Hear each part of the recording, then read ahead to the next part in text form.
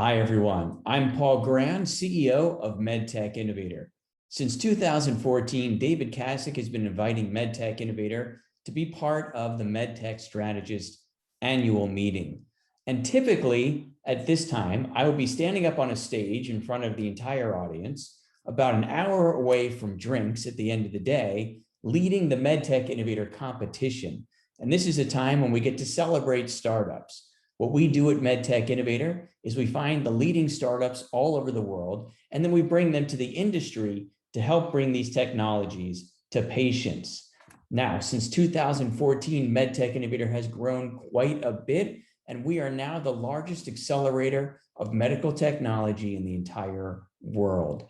And I'm proud to say that we have 340 alumni who've gone on to raise over $2.5 billion in follow-on funding.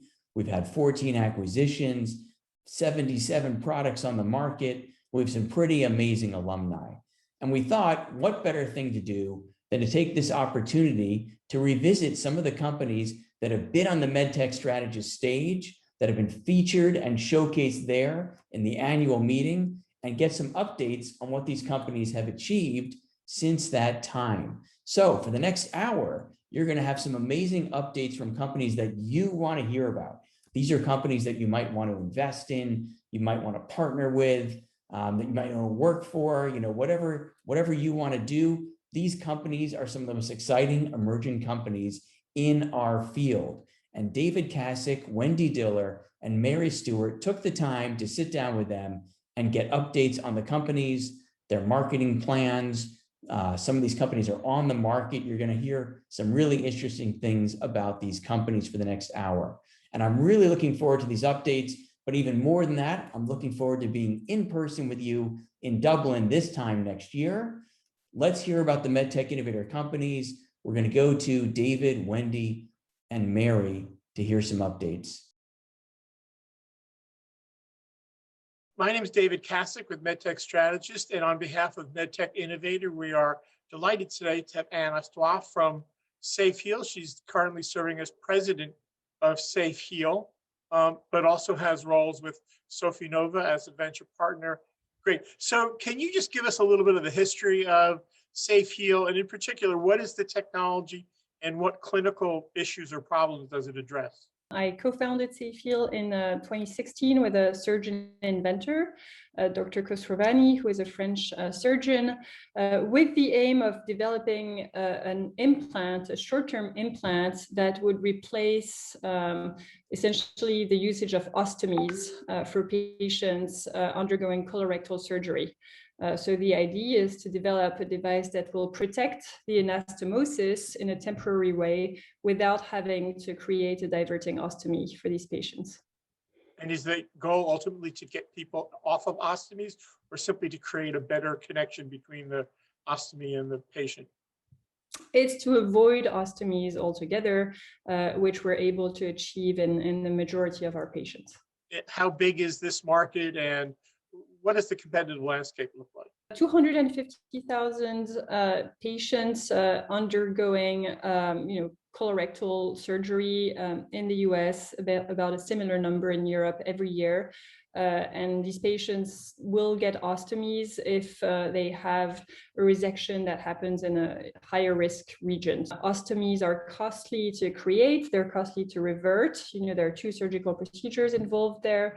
And then the cost of maintaining them and all the pouches, etc., is also very significant. So we think there's a large opportunity in basically replacing that standard of care. But in any case, it's a life-changing thing for patients to undergo an ostomy, and they have very important social challenges. They cannot really go back to work. They can't see people. They need to be trained. It's a constant anxiety to manage their ostomy. So there's a significant burden for the patients, of course. And the SafeHeal technology per se, is it a radical departure from current therapies, or does it represent a better way of standard operating care? It's a completely transformative way of doing things. So basically, just after you resect the tumor, you place our device And then the patient, stays in the hospital with our device for about 10 days. And today they're in the hospitals because we're in early stages and it's still in clinical trials, but ultimately they could also be at home after a few days. After 10 days, you remove our device, and then the patient basically resumes a normal life without, having to worry about the anastomosis nor about any ostomy. So, it's a drastic change. We have lots of patients who have now benefited from the therapy and are extremely happy about it. Can you walk us through the financing history of the company from inception to 2017 and then from 2017 on? We enrolled the first patients in November of 2017. This enabled us to raise an A round at the beginning of 2017. So it was a 6 million A round that was subsequently bridged by a 6 million bridge last year. And, I think that might have been a Series B if COVID had not hit the planet, right? But it ended up being a 6 million bridge. And we have since then, of course, done many more, patients and clinical studies. We have iterated on the device design, done more prototyping. We've secured IDE approval. So we're now at a place where, we will be launching our IDE study in the next few weeks or months and refinancing the company by the end of the year with either a B round or a strategic partnership. Well, SafeHeal is a great company. I love the quality of life impact because it's so meaningful for these patients.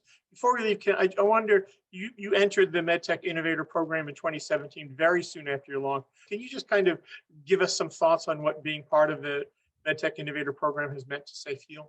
MedTech Innovator is really an accelerator, right? And that was truly the case for us. I think I've never been in a situation where I had people challenge me as much and also get me to practice my story, to practice my pitch. It was early in the history of the company, but getting the story right is something that lasts until today, basically, right? And that we still use. So that has been, immensely helpful. And then just all the exposure and the connections, right? I'm very, closely connected with a lot of the program people. We have met some of our own, investors in MD Start through basically the mentorship opportunities that were given to SafeHeal. So overall, it was a very, very good experience. Great. Well, thank you so much for coming and telling the SafeHeal story.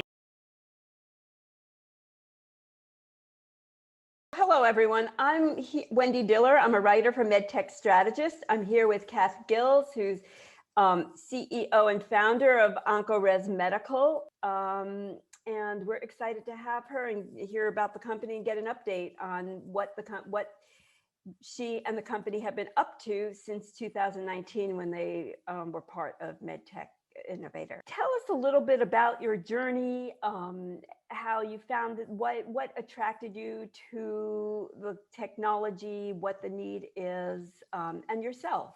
Awesome. Thanks, Wendy. So a little bit about my background. I'm a medical doctor alongside surgeons for over 16 years. And I also worked in venture capital since 2016. Worked first for a generalist venture capital fund and then for Brandon Capital Partners, which is Australia's leading life sciences focused fund. We're a fund that invests incredibly early. So we go and find cool technology that's still in the lab, and we help build a team and company around it and develop it to a point that we can partner with global pharmaceutical and medical device companies. So I first saw the technology behind OncoRes back in 2013. And for me, it was love at first sight. I could just see how it was exactly what surgeons were after, which was more information under their control that was available in real time to help them make better surgical decisions and improve patient outcomes. And what does the technology do? What got you so excited about the technology? So the technology is a novel combination of two imaging technologies. So optical coherence tomography, similar to ultrasound, but uses light waves. So it's excellent at imaging tissue microarchitecture at that scale and resolution approaching histology. And we know that in general, cancer is stiffer than healthy tissue from the cellular level to the macroscopic. So Brendan and his team combined elastography, which is a quantified measurement of tissue stiffness, with the optical coherence tomography to produce a novel technology which we call quantitative microelastography. And basically that is a quantified measurement of tissue stiffness at a micro scale. So we've got an accuracy study which has showed that across 90 patients and 154 images, that's shown that our technology, when compared to histopathology, is 93% sensitive and 96% specific with human readers, 100% sensitive and 97% specific when we apply AI. But it's not only the absolute quantification of the tissue stiffness, there are also a number of other properties around the tissue stiffness that we also analyze as well. And all of that leads into the images that we produce that the surgeon will be able to visualize. When was the company was founded? When did you say? And what is the status? How have you advanced the technology since the founding? What's its status? We founded the company in late 2016 as I was in the investor role at that point in time, and we had three key questions for this technology. It's a busy development space because it's a well-recognized clinical problem, and we wanted to understand very early on what the diagnostic accuracy of this technology was, because obviously if we weren't going to be above those already in development, there was no point in continuing. So we were incredibly excited to get the results that we did out of our very rigorous accuracy study of that very high sensitivity and specificity. We also had another question, which was, can we put this technology into a handheld probe? So those results that I've given you were in an ex vivo setting on the benchtop. We then have translated the technology into a handheld probe, being able to show that we can produce similar quality images to that of the benchtop system. And we've now just completed our proof of concept in cavity trials. So it's been a really, really incredible time for us after the MedTech Innovator program. When we entered the MedTech Innovator, I think I had a team of 3 on the commercial side. So myself, a software developer, and our office manager and part-time CFO. And today we've got a team of 14 that has global experience in medical devices and venture capital. So we've been really fortunate that a number of people have come back over the last year and a half, and actually some of them, thanks to the MedTech Innovator, saw what we were doing in Perth. The advisors that they brought around us as part of the program, through that we've managed to develop ongoing relationships with both the Experian Group based in San Jose and Evidence Matters, which is Leslie Wise based in Texas, and they've continued to support us, and we've had some major milestones that we've met with their assistance over the last 12 months. So we've had around $12 million US in total into the company to date. We've just opened our Series B funding round as of around a week ago. We're looking to raise $20 million US, and that will fund us through the finalization of product development. That sounds great. It sounds like an exciting year ahead of you. Good luck with the fundraising. And I assume that will be a major part of your focus this coming year.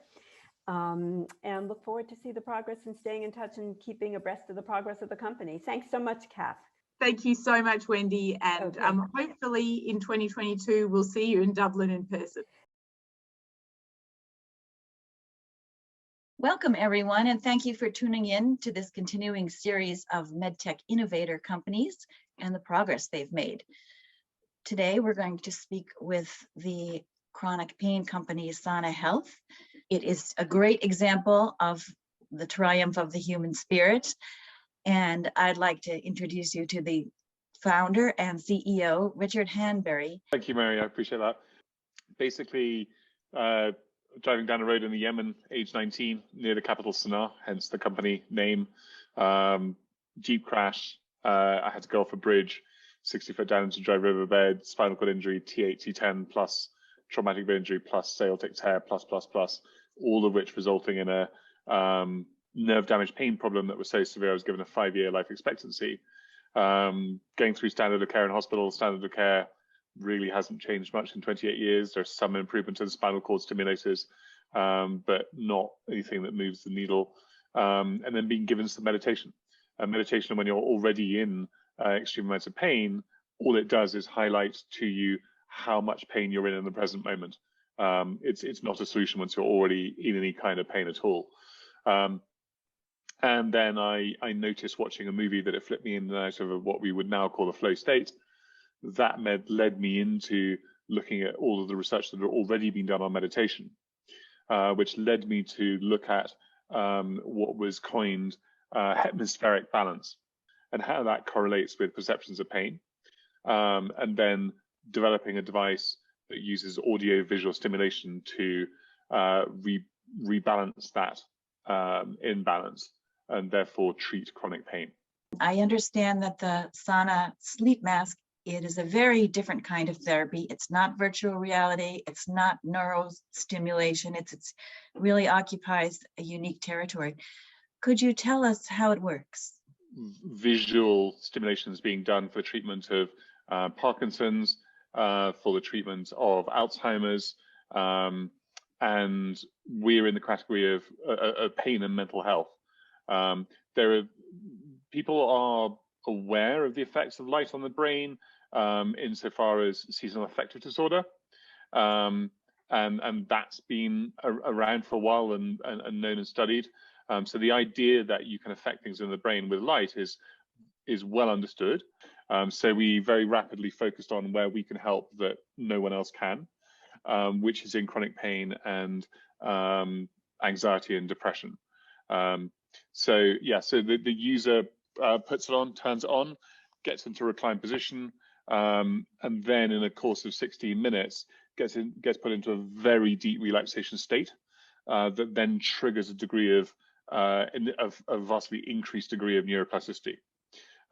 Chronic pain is all essentially maladaptive neuroplasticity converting acute pain into a brain sensitization, and we're essentially undoing that. It's the same process with anxiety and depression, and anxiety drop is actually our biggest clinical trial result in every trial we've done so far, and is probably driving everything else. But that hemispheric balance I talked to earlier, you can't get that very deep relaxation effect and that anxiety relief unless you can fix that hemispheric balance, which you can't do with any other modality other than audio-visual currently. So can you tell me about some of the clinical work that you've done? You know, the kind of data that convinces people. Yeah, certainly. So we've completed 4 pilots. The first of those was just device versus sham, 15 minutes of each. We got a doubling of relaxation against sham, tripling of pain reduction, and a 5x improvement in heart rate variability, the high frequency component of it, which measures autonomic nervous system dysfunction, which is essentially what we're treating. We then did an opioid use disorder pilot. We took methadone addicts going through full withdrawal in a clinic, so full cold turkey withdrawal from methadone, and we got a 45% reduction in anxiety at the worst point of that withdrawal process. The fibromyalgia study showed us to be 5 times better at improving quality of life than Lyrica, which is the best-selling drug for fibro.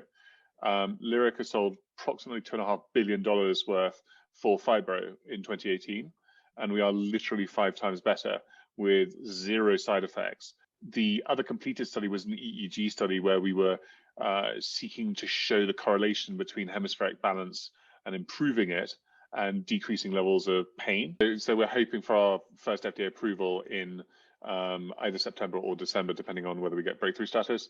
So we're currently on market as a wellness device, which is why if someone goes to the website, it's all about sleep, improving mental health, because basically being on market for wellness allows us to test out all of the systems and make sure that we can deliver as soon as we actually have the first FDA indication. Can you tell us what your funding to date has been? So on the funding side, we've gone from it being very tricky to enough capital that we can do pretty much exactly what we want to do. The question is, okay, how do we get this into the hands of everyone who it can benefit, which also means which are the channel partners to whom we are providing a benefit as well, if they are helping us get to those people. So that's the focus at the moment. Who has existing offerings? Now let's talk about how MedTech Innovator was for you how it helped you or how it led to subsequent developments? We came into MedTech Innovator when we were making the transition from focusing on sleep and consumer health towards MedTech. And the one, the biggest benefit of all was that we poached our mentor to be our COO, without whom none of the company's growth to date from then would have been possible. So yeah, it wasn't. It was on every level. MedTech Innovator really came through for us. So can't recommend it highly enough. On behalf of MedTech Innovator, we're here talking today to Nissan Elimelech from Augmetics. So Nissan, I understand that you came into the MedTech Innovator program in 2016. Where was the company at that point? When was it founded, and what brought you to MedTech Innovator program? I was a Medtronic sales rep, and I decided that I wanted to leave Medtronic to innovate in the space of surgical navigation space. So I started Augmetics in 2014, and we were in a stage of proof of concept when we got to the MedTech Innovator. We were at a very early stages of the company. We only had about $800,000 funding from the Israeli chief scientist.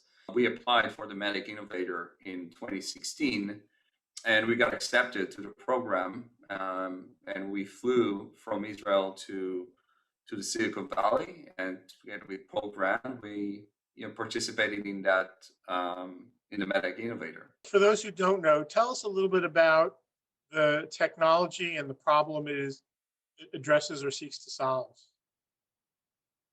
So when I was working in Medtronic, I noticed I was working in the spine surgery unit, and I noticed that spine surgeons, although they have these fancy technologies of navigating their screws or implants with surgical navigation system that cost about $1 million, they don't use it very often in cases, because they just feel uncomfortable using it. It's not intuitive to use a surgical navigation system, because it forces the surgeons to look aside to a distant screen when they navigate their implants instead of looking at their patients.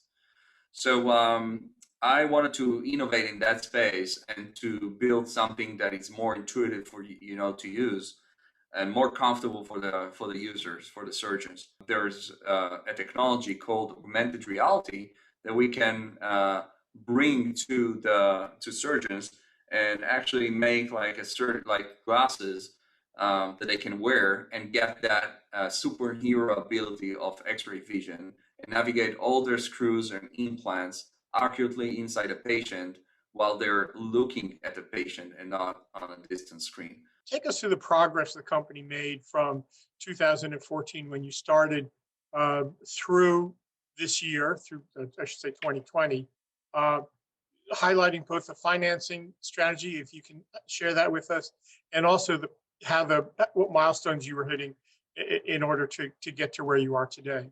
It started by taking the seed money from the Israeli chief scientist, and then raising Series A in 2017 after participating in a very successful MedTech Innovator program, and then we used that money to turn the proof of concept that we had in 2017 into a real product.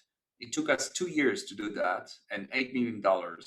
And by end of 2019, we had a fully functional product that we submitted to the FDA, and we got the FDA 510K clearance in December of 2019. And then, and in June 2020, in the middle of the COVID crisis, when all the VCs were, sitting on the fence and waiting for clarity with the COVID, we decided that we just need the money. We want to close, Series B round, because we wanted to start commercialization now that we had FDA clearance.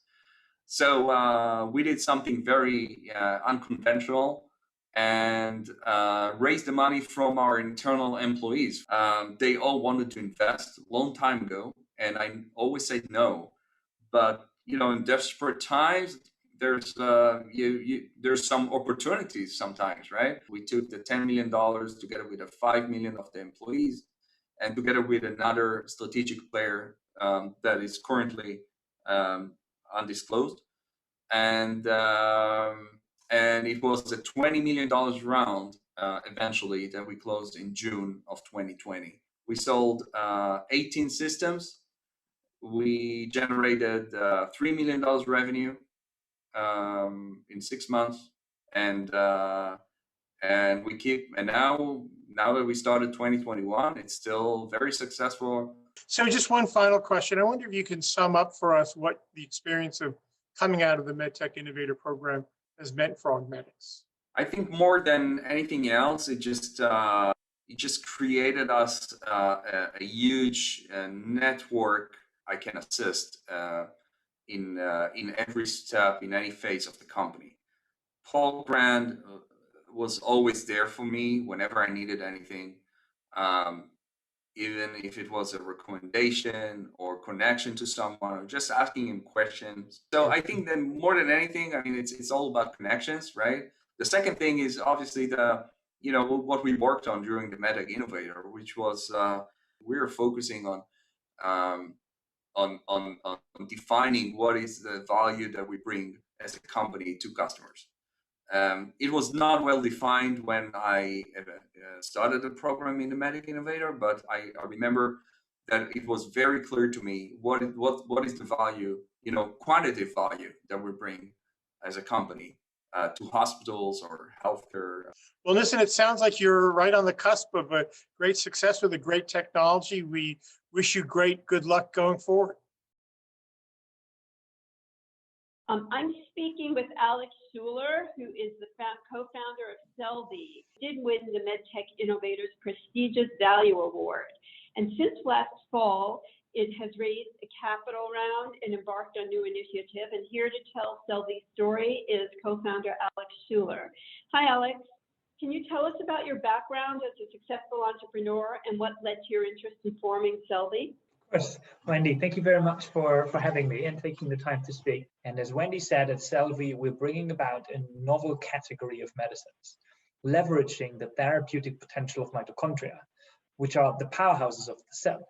And that technology was developed at Harvard Medical School, and when I was first introduced to it, immediately captivated by what I felt was a real platform technology that could have applications not only in ischemia reperfusion injury, but also in other ailments associated with mitochondrial dysfunction. And what exactly is a transplanted mitochondria?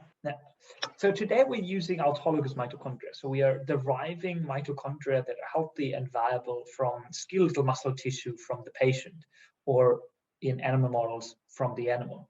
We do this by a proprietary method that Dr. Macaulay invented. So we deliver the mitochondria to the implicated organ. So for instance, during a heart attack, we would deliver it to the heart. In a kidney transplantation, we would deliver it into the kidney.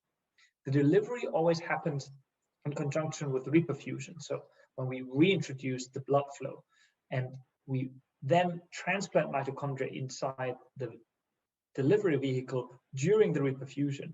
And what we've shown is that the mitochondria then disperse across the heart or the kidney in order to merge with the cells and lend energy to those cells, rescue them if their mitochondrial dysfunction has been impaired, for example.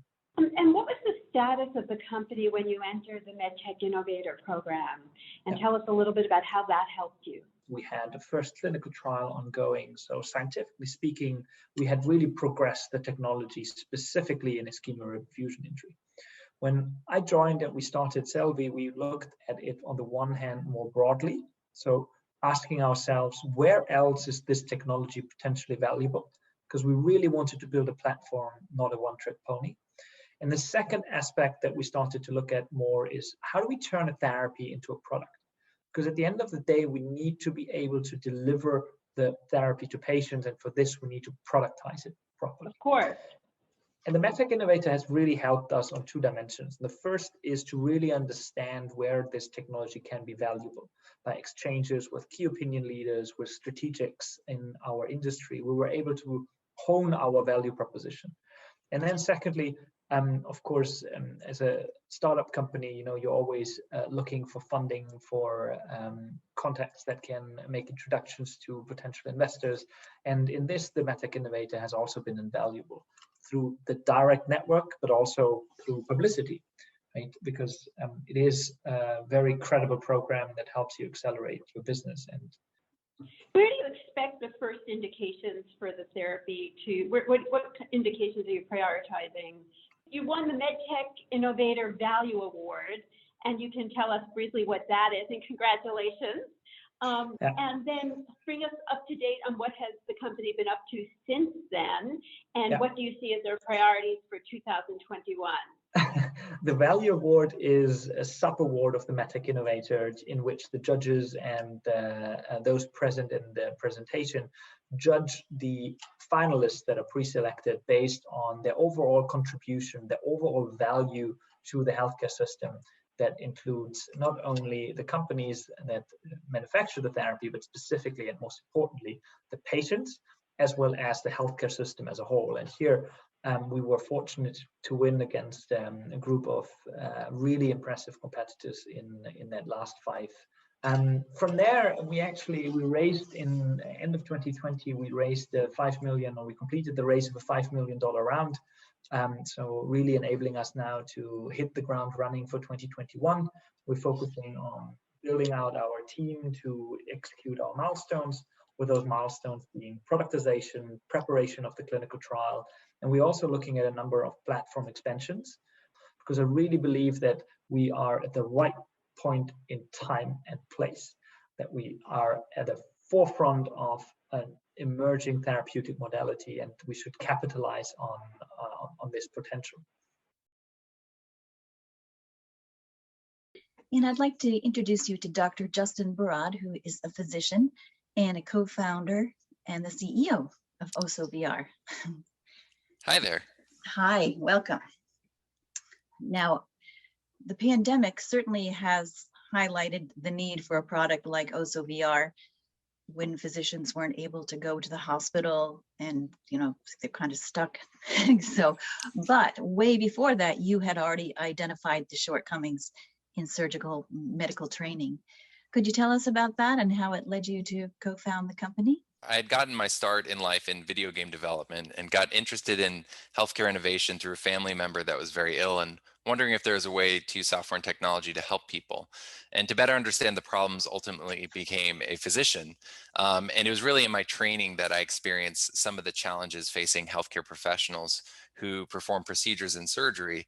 A lot of the companies that are coming through MedTech Innovator and newer device companies often incorporate sort of emerging technologies like robotics, navigation, minimally invasive techniques, things like that. And they tend to be harder to learn counterintuitively. So robotics in general will have a learning curve of 50 to 100 cases, whereas a traditional open procedure might have 10 to 20. So, you've had a 10x increase in the level of difficulty, but the way that we were training wasn't adjusting to accommodate. Can you tell us what are the various parts and pieces of the OSOVR platform? It really starts with the virtual reality headset. So right now, our main platform is Oculus Quest 2. So what this is it's a standalone VR headset. So it doesn't require a computer, any wires or anything like that. There are two controllers that track your hands and also provide haptic feedback. So you'll put the headset on your head and you're basically transported into a virtual operating room. So, you can look around, you have your instruments there, the patient, and then you're basically walking through the procedure and assessing your ability to perform it. In addition to being able to run yourself through, your whole team can join you, or you could be coached by an expert halfway around the world. So basically through their own headsets, they can come into the operating room with you, and everyone could be working at home or in the office. No one needs to travel and be in the same physical location. Now, all of those experiences are logged in the cloud so that you can review your performance data and kind of determine where you are in the learning journey in terms of performing new procedures or procedures that you haven't performed too recently. So, and then everything you're doing with your hands is very intuitive. So, you know, you're grabbing instruments, scalpel, bovie, in the case of orthopedics, drill, a hammer. It's like IKEA furniture for people. And then, you know, you're using it in the patient very intuitively and naturally. And who are the buyers of your platform? What kind of person at the hospital or? Yeah, so our end users are, you know, any healthcare professionals, surgeons, physicians, mid-level providers, circulator nurses, surgical technologists. Our customers, in addition to academic medical centers and teaching hospitals, are the medical device industry. So, you know, companies like Johnson & Johnson are utilizing OSO VR to basically more remotely and in a more data-driven manner educate their customers on typically new and emerging medical technologies like robotics, navigation, minimally invasive techniques. So, you know, right now, the main way that I as a physician learn about a new device that, you know, I read research and I understand it's like, okay, I need to learn this procedure because it's better for my patients. And so often that education comes through the medical device industry. So they will often generously sponsor me to come to a course to learn about a device. And so what the medical device industry is doing is leveraging OSO VR to allow surgeons to explore new technology more readily so they can try out different procedures and see what's best for their patients, and then practice repeatedly and assess themselves, get more out of in-person education, and also provide an option for team training and a refresh before kind of game day, so that when you finally are taking care of the patient, everyone is performing at the best possible level. So how does a company differentiate itself in this space, and how do you define leadership in this space? But I'm also a technologist. I have a background in both video game and healthcare technology. I think that is really critical because not only do you need to understand the problem of surgical training, you need to understand how to build a scalable software platform, which are, you know, two pretty different and difficult skill sets. I think the other thing is the quality of the experience. So our team includes individuals who have been on teams that won Oscars and Emmys. We have 5 alumni from Industrial Light and Magic and Lucasfilm, multiple people from Apple, with the former general manager of Sony PlayStation VR, the world's largest medical illustration team. It goes on and on. We have another employed surgeon who is a military veteran and Olympic athlete. So the quality of the team is pretty unprecedented. I have major imposter syndrome, to be honest with you, to work alongside these people. Our backing, we're backed by Kaiser Permanente Ventures, which leads, I think, a level of credibility to the work we're doing, as they're often selecting winners in the health technology space. I would say the clinical backing. Now, I understand you went through the MedTech Innovator competition in 2017. That wasn't long after you were founded. Tell us about your experience, how perhaps it helps you get to the next step. OSO VR is a very proud alumni of MedTech Innovator and a huge supporter. You know, I feel like it's breathed new life into our industry. I would say some of the biggest things was being in that cohort with other kind of leaders in the health tech startup space. I've formed relationships with other companies that have proved invaluable, both in terms of sort of knowledge sharing and advice and sharing networks. That is just so incredible to, you know, the best people that are going to provide value for you when it comes to startups are people that are kind of at the same level that you are, because they're facing the same problems. And oftentimes your solutions are kind of synergistic. So, you know, startup A solves one problem, startup B solves another problem, and together you can solve them all. So we're really grateful for the experience and so excited about how fast the program has grown. We're very fortunate today to have Mark Rusi from VTEX. So many people may know or may not know that you led the BioInnovate program. Is this a company that came out of BioInnovate?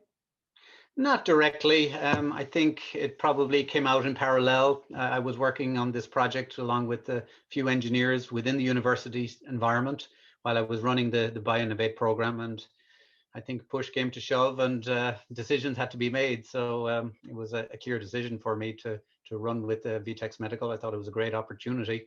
I still stay involved with the BioInnovate program. I'm not leading it or directing it at this time, but I mentor and stay involved. Can you just describe the technology for us and the clinical problem it was designed to solve? I think, first of all, there's so many clot removal devices out there. There's a lot of noise, and everybody's familiar with the neurovascular market, and people are familiar with peripheral arterial disease and the removal of clot. And it seemed to me that venous disease was so neglected. This is a problem that was brought to my attention by an interventional radiologist in Galway. He was frustrated with the tools that he had available. He was treating DVT and removing clot in DVT, and said, look, really, everything that I have here is developed for arterial and been applied to venous. The truth is, in venous, nothing is the same as in arterial, not even the blood. Everything is different. These are big blood vessels. There's 16 millimeter diameter at the top of the peripheral vein that we're treating, the iliac vein. In an arterial, it would be 6 millimeters. The clot lengths here can be somewhere between 20 and 70 centimeters long. You know, that's pretty big. So the volume of the clot is huge. And then the other big important thing is the clot is not just shed from somewhere else. This is the root of the problem. This is the origin. It's growing on the vessel wall and encroaches in on the lumen. So really you need to get out to the vessel wall and scrape it off. So your target is going to be DVT, deep vein thrombosis. Yeah. Can you give us just briefly a sense of the market size and opportunity? Currently, there's about 250,000 patients that could be treated. But really, there's only about 50,000 of these being treated. The cost of treatment from a DRG point of view is $33,000 per patient. It's huge. So, you know, this is a 1.5 billion market opportunity. When you look at the devices that are out there, they're only doing part of the problem. Most of the cost is going towards overnight stay in ICU for the drip feeding of these clot-busting thrombolytic drugs. So what we're doing is we're taking away the hospital stay. So we're making it a less expensive treatment, and we're transferring that cost to a device type of cost. We were lucky enough to, I think, have a competitor that was ahead of us, and they have done supremely well. They IPO'd there in 2019 at a $19 share price, and that has gone to over 100 within 12 to 15 months. So Inari Medical have, I suppose, helped create the market for us. We knew it was there. We knew there was an undertreatment of patients. We knew the costs were big, but really that was brought to the attention by somebody else doing the heavy lifting. So we think we have a better product. We think we can really make impact on this space alongside Inari. So you participated in the MedTech Innovator program in 2016. Where do you stand now in terms of the progress you've made, and what brought you to the program? What brought me to the program was the connectivity that the program could bring. Like any innovator, you know, the first problems are trying to raise money and build a team, and profile can help, but connectivity can help. Mm-hmm. And we had some private investment towards the latter end of the program. And then we got some corporate investment, and that was aided directly through the MedTech Innovator program. That helped us to get through a clinical study in Europe. We've recently just announced our 12-month outcomes out of that. And just prior to that, we also got an FDA approval for peripheral clot removal. So we're at the cusp of entering the US market. We have some solid data behind us. So you hinted at it, but can you just give us a sense of your financing to date? How much capital had you raised by the time you participated in MedTech Innovator in 2016, and how much have you raised subsequent to that? Yeah, I think we've been incredibly efficient. We're a small team here.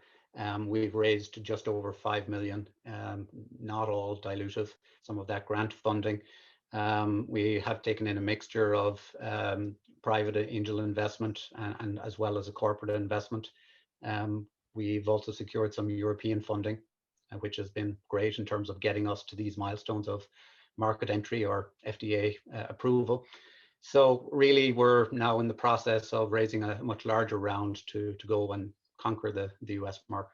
Good luck to you going forward. It sounds like a really compelling technology. I wonder if you could just wrap up by sharing with us what it meant to VTEX to be in the MedTech Innovator program and how that has played out for you. Yeah, I think Paul and team have done a superb job in really bringing people around the table to support good ideas and emerging entrepreneurs coming out and help shape the opportunity. I think the connectivity that the program brings really is superb. And I think that's what attracted to me, and that's what I wasn't disappointed by. And I would certainly encourage others to come this way. Great. Well, again, good luck. It seems like you've made tremendous progress on true capital efficiency, and that's always a welcome sight to investors and to potential acquirers. And we look forward to seeing more from VTEX in the future. I'd like to introduce you to Stephen Cox, who is the co-founder and CEO of Venari Medical. Why don't you tell us a little background on Venari? We are a spin-out from the University of Galway in Ireland, where we participated in a BioInnovate Ireland program, which is based on the Stanford Biodesign MedTech Innovation Framework. So back in 2016, myself and my two co-founders, Sean Cummins and Nigel Phelan, spent about 10 months looking at unmet clinical needs in vascular surgery, head to toe. And we just settled in on the high impact and very prevalent area of chronic venous disease. The goal of treatment, I guess, for chronic venous disease in the superficial system is to close the disease vessel and to allow blood to circulate in healthy veins, curing symptoms. So they do that at the moment by either thermal burning or they use chemicals or foreign implants. It can take up to 12 to 18 months to heal venous leg ulcer, and it has a poor recurrence rate of about 50% every 4 years. As part of that as well, they're very expensive to treat, about $10,000 per patient per year. And unfortunately, that is 2.5% of Western healthcare budgets spent on this disease alone. So we looked at that and we thought we could do it better. So we decided that a perfect device would be non-thermal, but it wouldn't rely on any foreign agents such as chemicals or glue. So what we've developed, as you say, is BioVena. So it's the world's first treatment which relies on the natural healing response of the body to close the target vein. We do that with a minimally invasive catheter, 4 French system that disrupts the cellular lining of the target vein. And what we're doing there is we're denuding the endothelium and making damage to the required level to promote thrombostasis. And that attached thrombus or clot is absorbed by the body and creates a fibrous cord and shuts down blood flow in the. It was 2019 when you were a finalist in the MedTech Innovator competition. Tell me about your experience. Where were you when you went into the program, and how, tell us a little bit how that might have helped you. Like most people, 2019 seems so long ago because the world has changed, and I know that's a bit of a cliche, but I feel quite lucky that we're the last cohort to have met in person, which was great. We started out on our MedTech Innovator experience at the MedTech Strategy Innovation Summit in April 2019 in Dublin. And then we were successful to go through to the finals and the accelerator then in the US. I guess at that stage we had completed 4 preclinical trials and we were preparing for raising our first seed equity round. We closed our seed equity round last year, and our lead investor is one of the sponsors and partners as part of the MedTech Innovator program, Nipro Corporation. So they were our mentors throughout the experience, very close contact. I think we might have had a call every Wednesday night with either Japan or San Francisco, which really helped us on a journey. And that relationship alone opens up, international markets for us that we wouldn't have considered. So we're a very US focused company. We have an FDA first regulatory strategy followed by CE mark, but we're also looking at Japan and Asian regulatory submissions over the next number of years. There's a lot of goodwill in MedTech Innovator as well. So, you don't have to be directly in someone's area of expertise, but they will open up their networks as well. So it's not just about the investors, it's everyone who contributes towards that sort of ecosystem that we've got in touch with. And you're still very young. You only founded in 2018, so that's great progress. Recent milestones that we've hit since our closing our funding is a design freeze for our first in human study, which we're preparing for early towards the second half of this year. And we're in the middle of our design verifications as part of that. We built out our board and clinical advisors. We built a team of 6 engineers, including the founders that are working hard on the device. Yeah, so things are going good. Big year for Venari this year, but definitely all those, that foundation was set in 2019 when as part of the MedTech Innovator program. What are your advantages relative to the competition? One, the natural healing aspect of it. It's office-based. Is that correct? That's right, yeah. So it's a purely minimally invasive technique using ultrasound guidance designed for an office-based treatment. So about 90% of chronic venous disease treatments in the US are office-based at the moment. So it's quite simple. It's pain-free for the patient as well. So we won't require any of those injections that thermal energy requires, because we're not burning, and we're only treating the inside of the vein as well, which is not innervated. And then we don't leave behind any foreign implants. So there's less risk of any, VTE, DVT, PE risk as well compared to thermal. And then there's also no foreign implant for the physician to follow up on, or that there could possibly be any sort of allergic systemic reactions. What have you learned that might be different than you thought going into this? But the benefit of this area, which is reinforced every day, we look at and talk to these patients, is if you treat them, they will get better. That's not something you can say for a lot of diseases in vascular. They don't have any comorbidities. This is just a circulation problem. And if you improve the motorway back to the heart of blood flow, the patients get better and they restore their quality of life, which is so devastating for them when you meet them first and they have the advanced symptoms. They're either under financial stress or social interactions, or they're depressed and feel their life is destroyed. You do restore their hope, and that's really what we're excited about as we approach the market. Thank you, Stephen. On that inspiring note, I think we'll end. That was wonderful. I am delighted to welcome Andy Duraswamy to our program. He is the CEO and founder of a company called Kaya Medical. Tell us a little bit about yourself and how you entered the realm of medtech innovation and entrepreneurship. It was a personal journey. So I've operated in eye care or ophthalmology for over 15 years. So I know the eyeball quite well. But outside the eyeball, I'm still I was learning.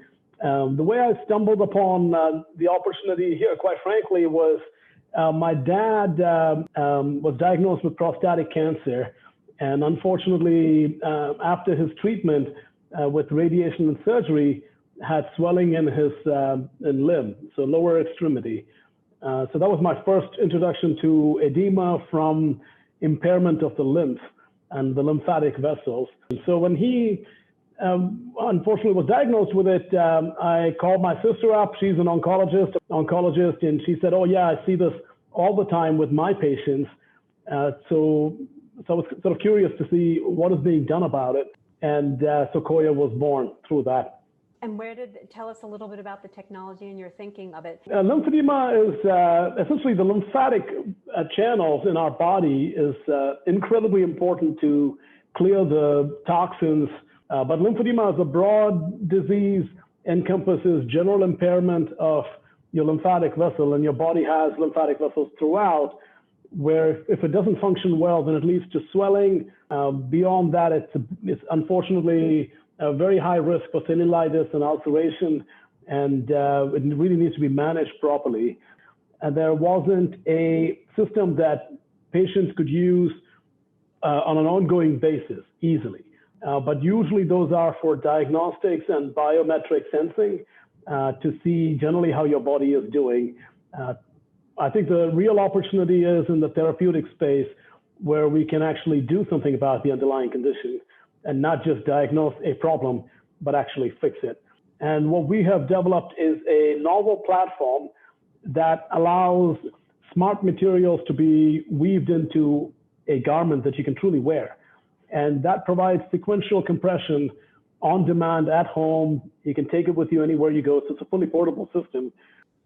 It is a prescription-based Class 2 device, so we have to go through 510K for this clearance. And it is cleared. Yes, we're happy to say we're now FDA cleared on our DaySpring platform, and we're excited to bring it to patients. How did MedTech Innovator help it evolve, and where are you now? The team at MedTech Innovator helped us shape our narrative.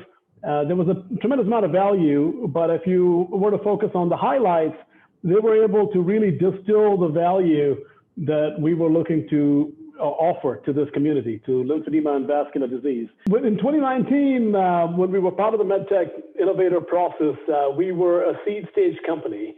So it was a little bit more than an idea. We had proof of concept.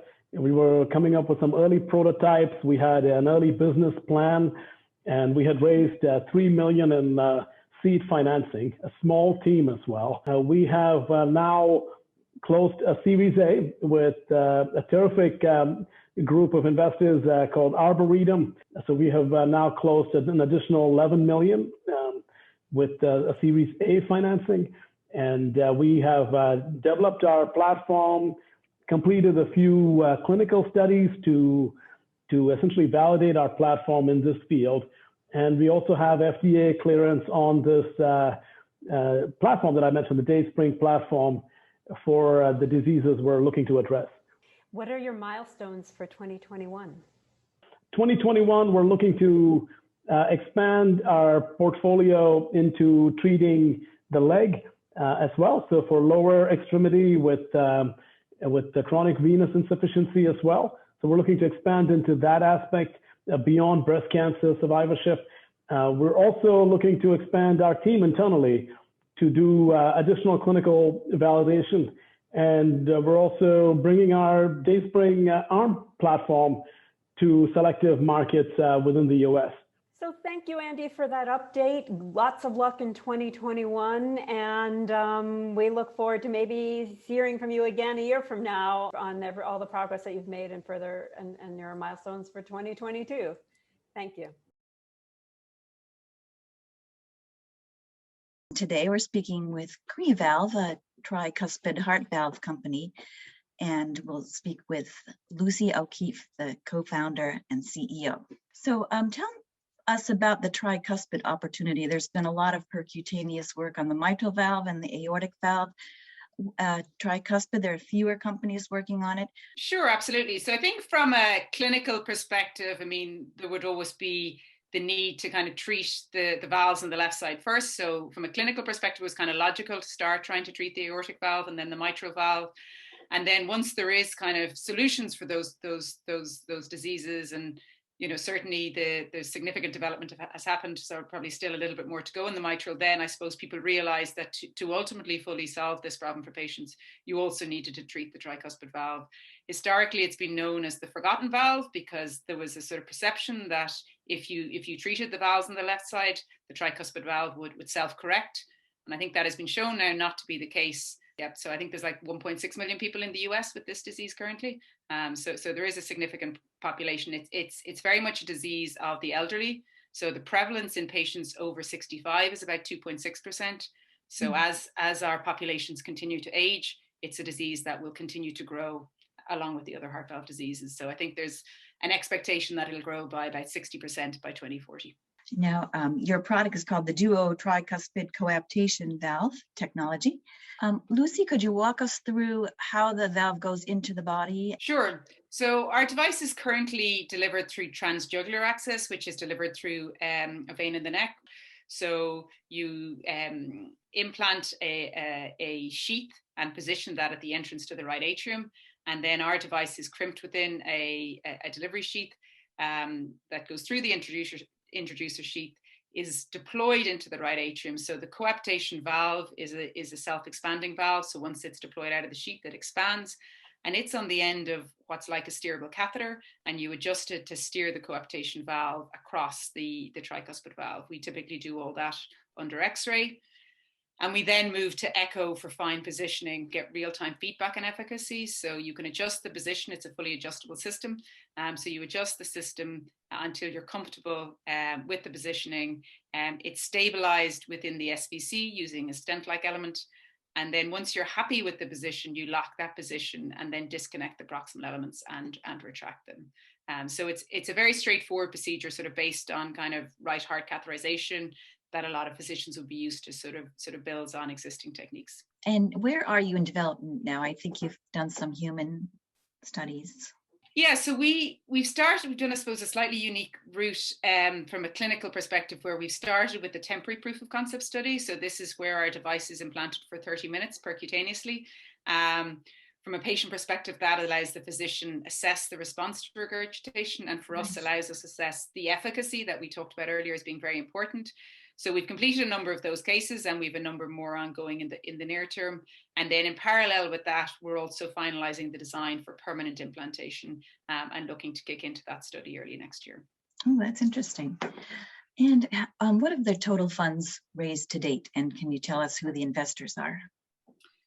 Sure. So to date, we've raised about 10 million euros. So that has been kind of combination of equity financing and non-dilutive grants. So about half of that was non-dilutive grants from the European Union.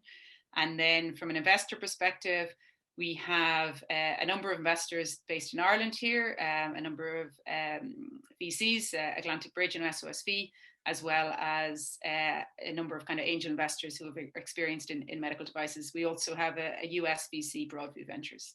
Will QuiValve be looking for any financing soon? Yeah, so we're actually in the early stages of a Series A raise, so looking to kind of close a Series A round later this year. Now, you went into the MedTech Innovator competition when you were not long after you were founded. And what was it like for you? Were there any particular challenges you were facing that the program was able to help you with, or just tell us about your experience with the whole competition? You know, there's lots of benefits of the program. I think the exposure, you know, as you said, we participated in the pitch competition at the MedTech Strategist conference in Dublin. So we would have got great exposure as part of that. And, you know, they're so encouraging of their portfolio companies, which is lovely. Well, thank you so much, Lucy. And thank you everyone for tuning in today. Looking forward to seeing you guys all soon in person. Thanks for being here.